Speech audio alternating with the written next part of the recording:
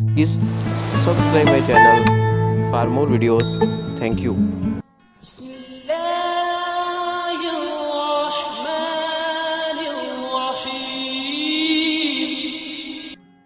अस्सलाम वालेकुम।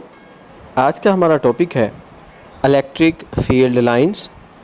तो हमें इलेक्ट्रिक फील्ड के बारे में तो पता है, लेकिन इलेक्ट्रिक फील्ड लाइंस क्या हैं, आइए इसकी बात करते हैं।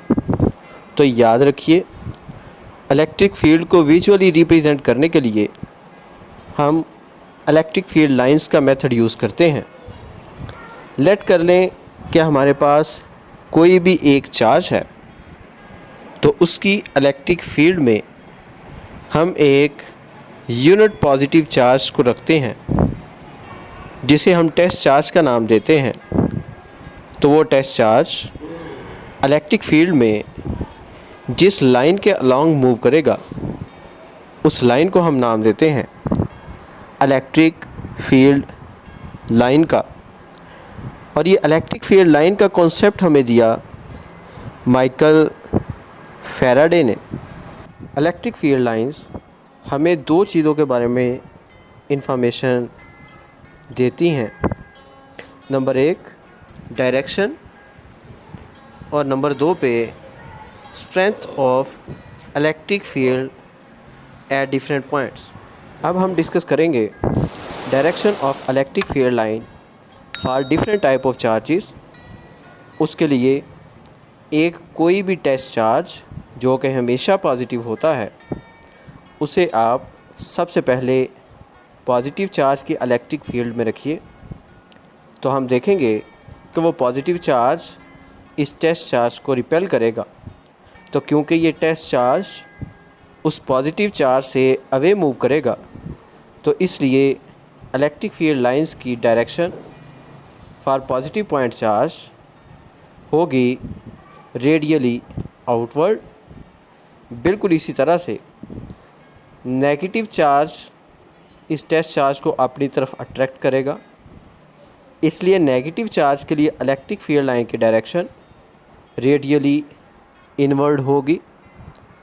और अगर हम दो सेम चार्जेस ले लें, तो क्योंकि वो एक दूसरे को रिपेल करेंगे, तो उसके लिए फील्ड लाइंस दरमियान से कर्व होंगी और उनके दरमियान एक ऐसा रीजन बनेगा कि जहाँ पे कोई भी इलेक्ट्रिक फील्ड लाइंस नहीं होंगी।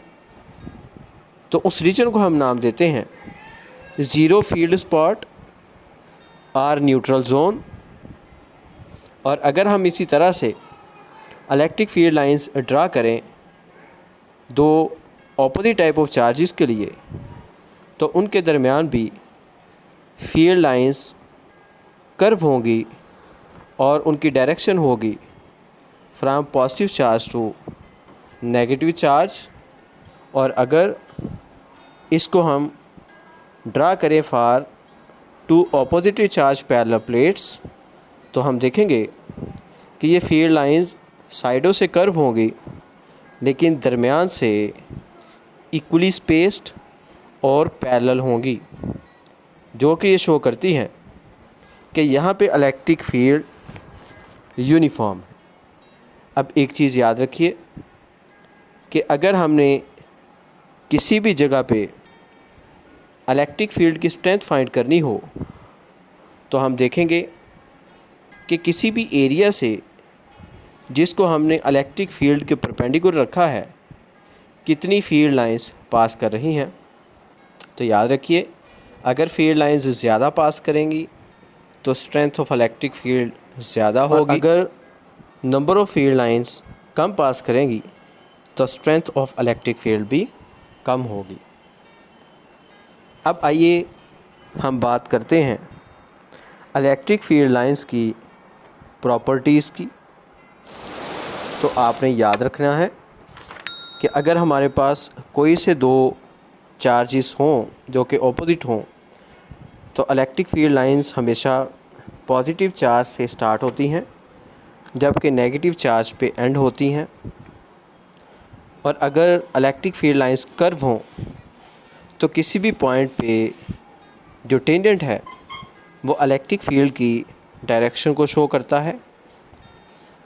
और जहाँ पे इलेक्ट्रिक फील्ड लाइंस एक दूसरे के करीब होती हैं वहाँ पे फील्ड स्ट्रॉन्ग होती है, और जहाँ पे फील्ड लाइंस अवे होती हैं वहाँ पे इलेक्ट्रिक फील्ड भी वीक होती है।